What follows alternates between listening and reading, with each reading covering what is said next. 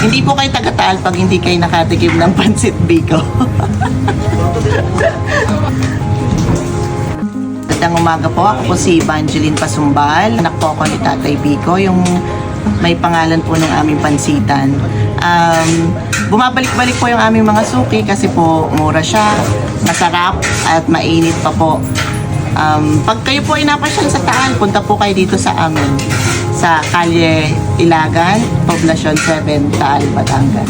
Since 1975 po ang aming pansitan. Minana po ito ng aking tatay sa aking pong lola na nag-migrate na po pa Amerika. Kaya siya po nagpatuloy ng tindahan. Hindi po kayo taga-Taal pag hindi kayo nakatikim ng Pansit Biko.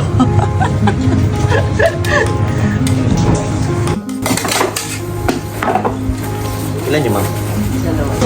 Babayaran yung ako. Thank you po.